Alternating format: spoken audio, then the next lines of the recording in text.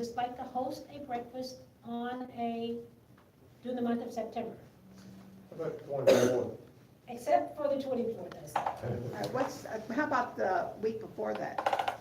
The 16th or the 15th, the Saturday or Sunday, 15th or Yes, 16th? how about I that think week? Saturday Sunday. probably easiest for everybody. Saturday?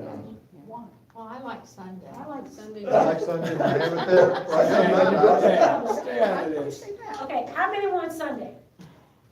I think that'd be. I mean, it doesn't matter. Okay, that's the majority already then. I have a good idea. Let's just invite Jeff Parrish to come to your have church there. Yeah. With a camera, we could shoot the whole thing, right? So Right to Sunday the the screen. 16th, Sunday the 16th. Sunday the 16th at my house, you can start at 9 o'clock, awfully early for the kind of breakfast I serve, but, Sunday, the 16th? Is that it? You got choir though, you got choir members. Oh, choir members, it won't work, because choir members and band members. So after the 9 o'clock service, Okay. we'll do our regular time, 10:45, Okay. and it'll be a brunch then, which is great. Sunday, did I say 16th? 16th of September. Sunday the 16th, at my house, I don't do email, but I get my husband. What about parking? You just park wherever you can find on the street. Just along the street? Yeah. Okay. That's what I'm saying. Yeah, When we would you park up. start? Because it takes us a while to get to your house. When you get there. But Now- no, don't go shopping, just come on. I was gonna say, I know the answer's probably no, but think about it, is there anything that we? We'll do that all by email, don't take up the class time. Yep, we'll do it all by Jeff said To parking be is only continued. $15. TBC. Is there a charge if we bring fish? Okay, shall we go on with the lesson? Yes. Would you charge us if we bring fish? I won't have to teach very long. Extra. First of all, I'd like to tell you that when I got this lesson, I was aggravated with Tim. This is supposed to be Tim's lesson. And he asked if we could switch. And I said, well, of course we can. And then I didn't think any more about it. Then when I got home, I switched. I says, well, you dirty dog, you gave me the end of this thing. It's like a wrap up from a whole, right? 8 weeks or 9 weeks. I said, what a dirty deal. And then I read the lesson, I said, well, did he ever do me a favor, you know? Because we've been through all of the details of the rapture and of the return of the Lord, and we've talked it and talked it, and we've had ideas, and it's so neat. And I was so inspired, I actually became a public school teacher again. If you look up here, I want you to notice it's done in my best cursive, right? Freehand, right? The kids can't read that. Yeah, no.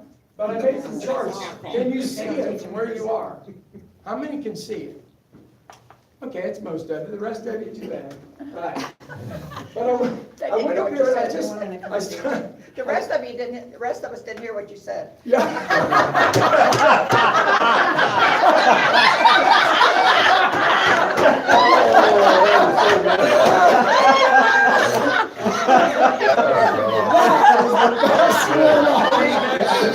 People who need accommodation. People who need accommodation. Accommodations. Here, listen, I've got 2 on. You want to borrow one of mine? Well, if you'll look at page 119, if you've got your book there, okay? If you dissect it, I write mine a lot. That's just from being the college and teacher and so forth. But I think when you get a disposable booklet, it should be used. And there's many, many lines here. And the very first one I went to, I put a heart around, was their return. And that's what I'd like to emphasize. That's what we've been talking about. This is about the return of Jesus Christ, the King. So he returns, right? He comes back to us, just like he did in the resurrection. So that's the part. It gives me chills saying it. So here we are in the title, The Return. You could stop there and you could, I bet you if you had a room full of people, you could talk about what they think it is or what it means. I think these authors have done a really good job here. Down here I dissected this, they put these little blocks in.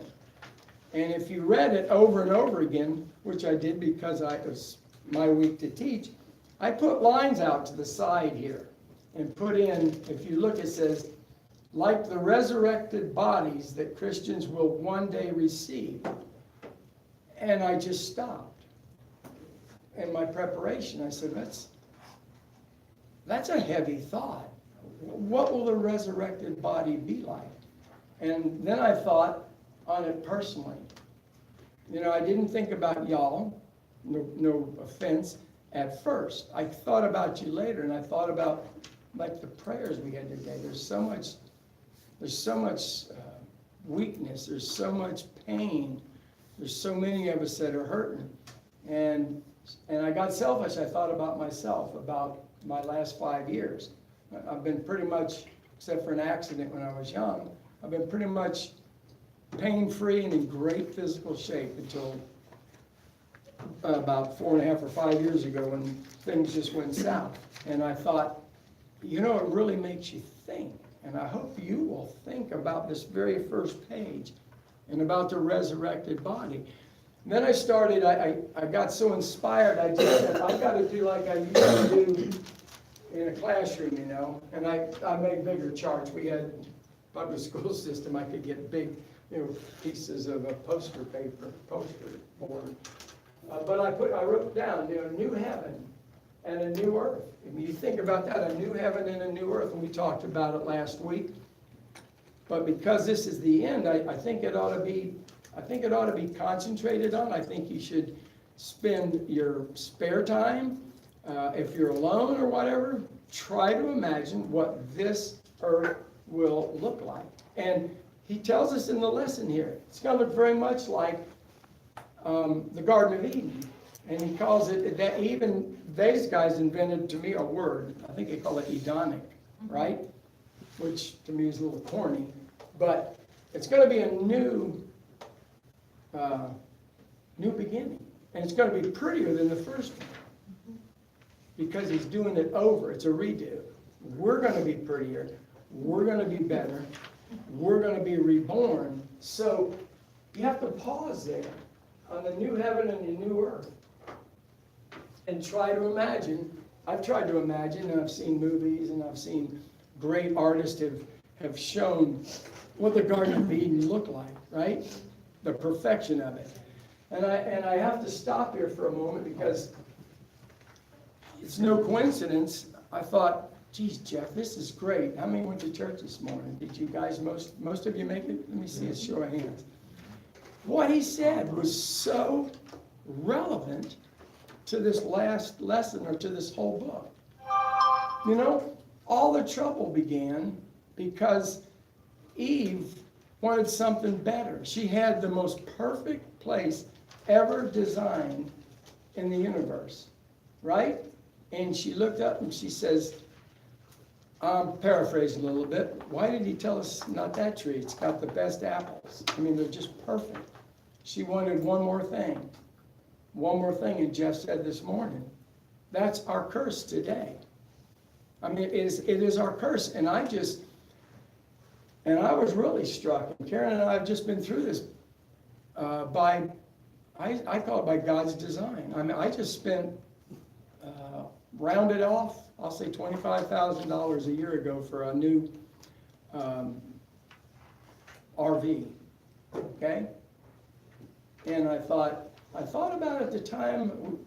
We prayed about it. We prayed about it, and We called it our wing in prayer. wing in prayer, and I probably didn't listen, and it's part of the lesson, because I wanted one more camper, and I wanted, one was a little bit better than all the other 4 I had.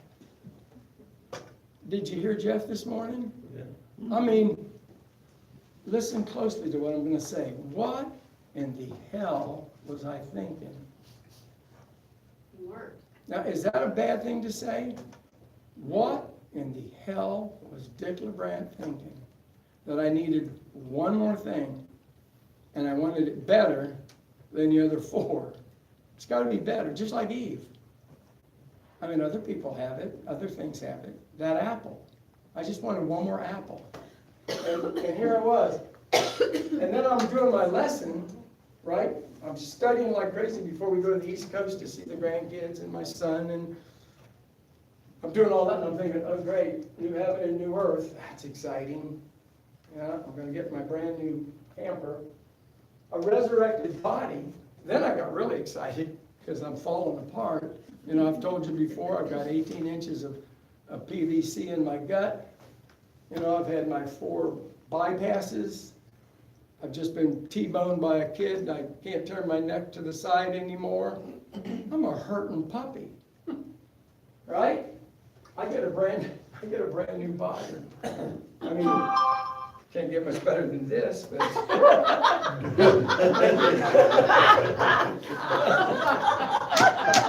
Did you love that line? Did you like it? I did. You gotta have a little bit of comedy here, right? Oh, my. That was meant to be that funny, okay? Eating and drinking, that part I had honestly forgotten about when I read it on this first page here. We'll go there, we'll be eating and drinking, and it's so important in our lives right now. You know, as you get older, you know, meals, the time to sup together. And I think we'll be together, and we're gonna be with people, and we're gonna be eating and drinking. What? I don't know. I don't No know. apples. What is it? No apples. No apples, right. We No can apples. eat any apple we want. Or any apple we want now, maybe, because we're there, because we're in this new earth, right? But those were the ones that came to me. And then I thought, he mentions in here, if you turn the pages, and I'm not gonna get into it, but he mentions the, on the next page, if you flip over, you know, he got back, he had to remind us, the author did, of a little bit of negative here, right? And this is, again, this is where I do lessons with colors and write all over. In the next page, it says, in Adam and Eve's singular act of rebellion, the image of God was shattered. And we live with reality today, and so forth. It goes on, a serpent.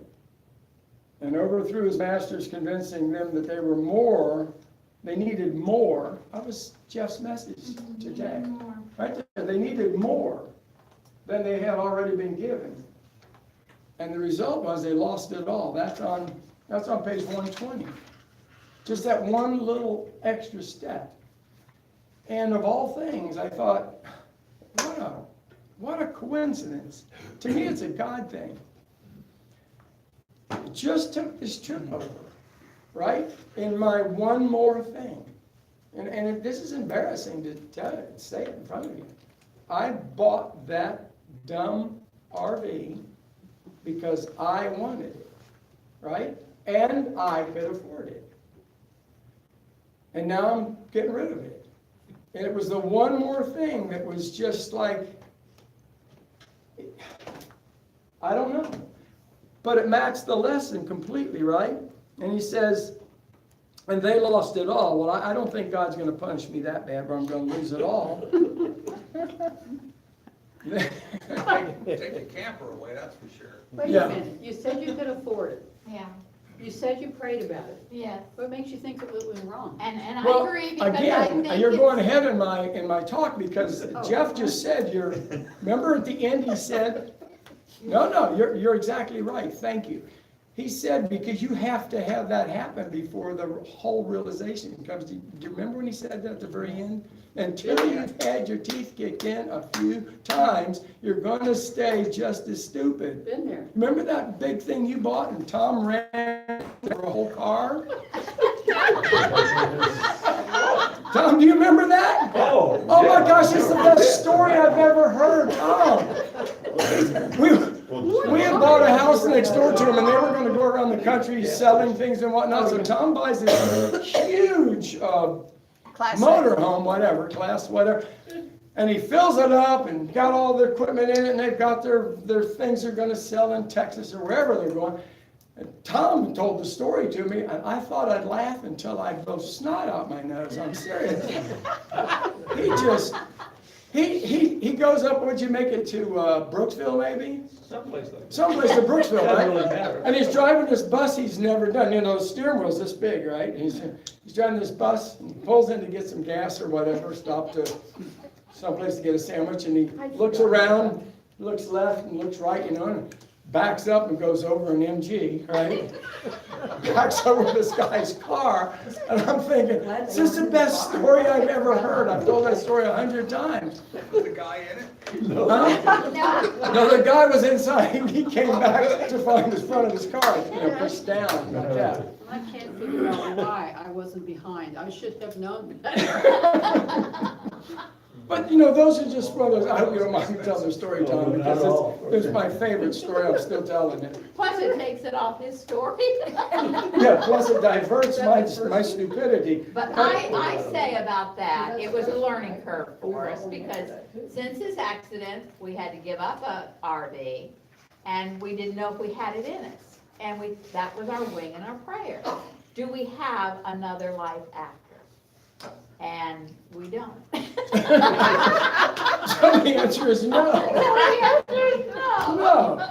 But And the I said, positive side is, Dick, you'll then have money to buy that new boat. exactly. Thanks, John. No more boats either. One more thing. Remember, I got rid of my, I had a big pontoon boat. I got rid of that because I couldn't figure out how to get in the water anymore with my stiff neck. Well, then one more thing, I'll be right with you. It says, down here, I said, number one sin, even today, consumerism, we just need a little more is what I wrote in there in my lesson. Just need a little more. That was before Jeff's message, and it was like, oh yeah, that's it. We just one more new car, just one more new this, just one more new that. And when does it end, right? Yes, ma'am. Well, I was just gonna say, God puts us in different places and different appointments, and I think that there are times when God allows something, and maybe there were times when you had that motorhome, that it was a blessing, No, it was. Yeah, when I was young. Well, no, but the point I'm making No, when is, we're sleeping at night in our own bed, not having to deal with a motel or a hotel. yeah, That's when you love an RV. right, but the point is, whether it's an RV or whether it is something else, God puts you in different, I can't reach everybody, but everybody can reach someone.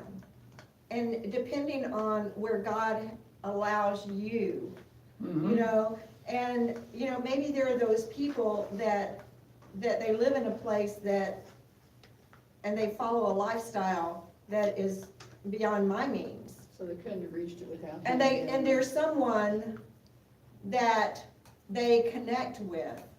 And for that season in life, God allows that. And I Yep. think we have to just hear the voice of God. But I think we have to also use our reasoning. And I know, I'm not gonna name names, but there's a woman that shared with me that's in our church. And she and her husband have a ton of money. And they had this enormous house. And they sold it. And they bought a very modest house because God put on their heart to take the money that they had been putting into their house into missions. But I don't think that's always God's plan for everybody, No. Yeah, and thank you, it's a good point. Moving on here, I've already mentioned it, but again, Jesus returns. If you read through the whole lesson, right? Jesus returns, and some of the ideas that we receive, some of the thoughts, some of the essence of Jesus coming back indicates victory. First of all, the first thing on there's victory, right? We've made it, we've succeeded, we go to live with Him, we're victorious, right? All things new. I mean, I can't quite fathom that. All things are new. Everything's new. So you just have to let your mind go for what that means. I don't know, because it's such an awesome thought. Wipe away tears. Like now, there's so many times that we cry. When we have things that come upon us, you just go to tears, right? In heaven, there'll be no more tears. I mean, that thought alone to me is just amazing. I can still remember being in the hospital when my mama went to heaven. She loved the Lord, and I think I forgot to put it here, but I should have had it here because no more tears made me think of, put to death, no more death. You're there now, so you're gonna live on with the Lord. And I'm of the impression, I believe, that I will get to see Mom again. I call her Mom, we call her Mother or whatever, yeah. I believe my mother will be there. I believe we'll have a happy reunion, right? Now, I've heard that disputed before, will people be recognized? Will you recognize this? I believe you will, right? And I think it's fairly clear there that we're going to have this relationship going there, but it's been talked about, I'm not gonna get into all that, I call them naysayers that wanna go a different direction, but I'm gonna see my mom and dad. They both accepted the Lord, and we're looking forward to going home. I remember when Mom went, that's all Dad talked about, can't wait to get there. Just, you've heard it, you've seen it in movies and stuff. Can't wait to get there, I wanna see my baby. I was like, really? Yeah. It's just, he said, what's taking so long? I just loved it, he has such a good attitude, what's taking so long? And you're gonna be with him forever. Wrote that in big letters, because what's forever? Right, what is forever? We can't. I don't know, I feel like I've been alive forever, so if it's that long, it's a good thing. Really neat. And then this final one here, right, is you're gonna see Jesus face to face. That one to me is almost incomprehensible. I believe it. It says it, so I believe it. It's in your Bible. It's in the lesson. I think it's just amazing, and I think we're gonna get to just sit and chat with him. We're just gonna be able to say hi and thank him and maybe give him a hug, because I know he was a carpenter, a big old guy. We call him. Guys that I know well now, I never do this with a strange man, but we call them man hugs. When you see somebody that you've known for a long time, or haven't seen them, like we had this old Sunday school teacher here, was here for years. A lot of us were in his class. His name is Travis Halford, and he's a big old Texas football player. Went through college for free because his dad. He was a paid athlete. That's what he called himself, because they bought his father, who was an oil man. They bought his father to get his kids, and they moved him from one part of Texas to another part. I'm telling the story that Travis told me, and planted him near a high school that was expected to win the state title, because in Texas, it's a religion. It's not a game. We play football in Texas, right? Because it is, First Baptist Church of football. Yeah. So anyway, Travis is the one who gave me a comfort zone years ago and taught me how to hug a man, right? It's okay. I mean, this was way before things went south, before new legislation, right? We're all afraid now, but anyway, we only do it in safe areas, right? But see Jesus face to face, and I actually picture him. I actually picture him as a big guy, bigger than me, and I picture a very, very solid guy. I just picture big arms. And I think he'll just put his arms around me and say, welcome home, Dick, I like that Pastor related back to it today. Exodus 33, I think, is one of my favorite chapters in the Bible. And when Moses had the opportunity, he pitched his tent out far away from the camp such that he would have the tent of meetings. And in that tent of meeting, he would meet God face to face and converse with him. And the idea that we too will have that opportunity, face to face. And we don't have to hide in the cliff of the rock with the glory go by. We're going to be able to see his face. Yeah. Just be there. And I went on to another page, and because I thought, if we need some kind of an impetus to share the Lord and not give up on somebody, I went to page 123, if you'll turn there, and at the top of the page I've got it, done in, outlined in yellow, because in the midst of all this joy, there's always sorrow. And my sorrow will be, and you have to excuse me, I'll probably get, I'm already choking up, but I got down Brother Bob. And then I took the words and underlined them 1, 2, 3. This is what people do to us. Our people around us do this. They deny, they detach, and they distract. These are our, some of these are people close to us. Like my brother Bob, I give up on him every year, then I start praying, then I give up on him. He's such a hateful man. And I don't know if he'll ever come around. But because of the goodness that's gonna be there, I have to keep praying. It's my job to just pray. I pray for somebody to visit them in North Carolina, and maybe someone, I don't know, maybe some musician. He's a natural born, he can play any instrument he touches. He's a genius, and he's just absolutely hateful.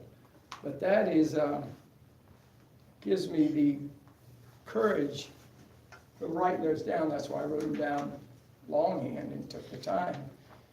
Because I don't want to give up on Bob yet. Then here, on page 124, it says, why is it significant that we eat from the tree of life again? Why is that significant? In the new heavens and earth, after Adam and Eve were barred from eating it in Eden. Remember that question right there? It'll be sin-free in heaven. It will be There'll be no sin-free, sin. thank you. We will have God's permission, right? Because we've been born again in His image.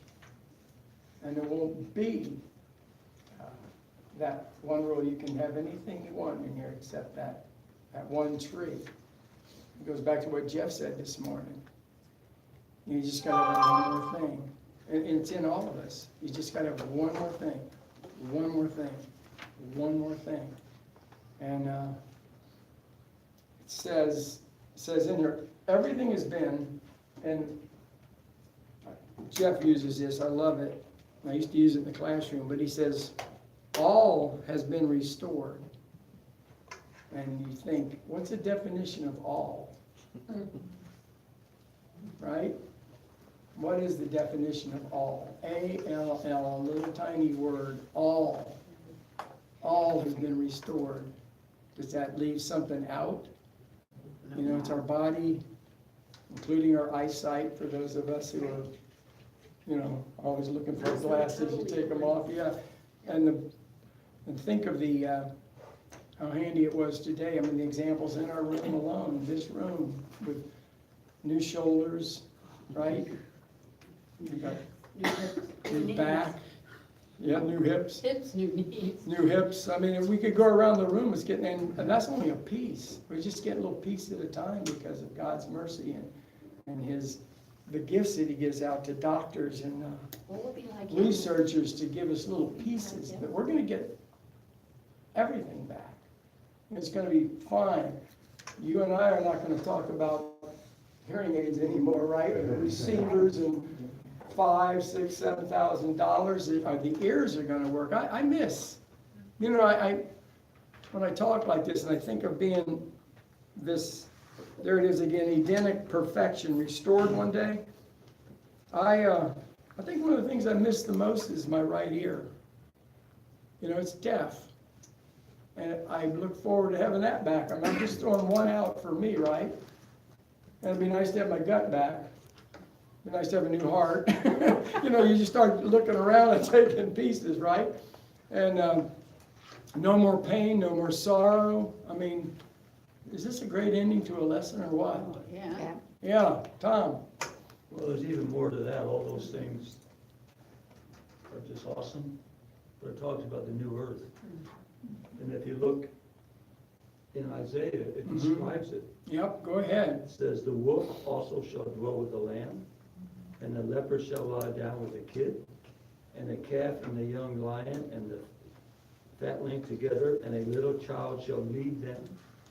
And the cow and the bear shall feed, their young ones shall lie down together, and the lion shall eat straw. God, that's unbelievable. That's And the neat. suckling child shall play on the hole of the asp. I mean, that's the new earth. Yeah. Nothing to fear. All those things that No evil. completely, it's completely opposite the way the earth is Perfect. now in creatures. Perfect, thanks for finding that, Tom. And we'll be just like Yes, Jesus. ma'am. There's another side that, to be able to see God as he really is. The scale to be taken from our eyes, for us to see his glory, for us to have the mind of him and who he is and how he is and what he is, and to be able to conceptualize that to its fullest, which we are nowhere near on this earth with our feet planted here. That to me is gonna be absolutely amazing. Amen. Amen. Amen. Yeah, it's exciting, you know, and think about, I don't know, well, like, I go back and it's like dark and light, which of course the Bible's full of, darkness. You know, I went in the Navy and I was, you know, scared to death. I mean, I thought I was gonna die. I was in Cuba, it was a Cuban Missile Crisis. They told us, said, don't worry about it. He said, you won't even realize the flash it comes. Just go all over it. Ah, thanks there, boats. You know, it's a bosun mate. Thank you very much. That makes me feel a lot better. But I was afraid, fearful, right? And now, I mean, you know, even in the hospital, I don't know how many of you all have been in a hospital or something. Well, actually, most of this class.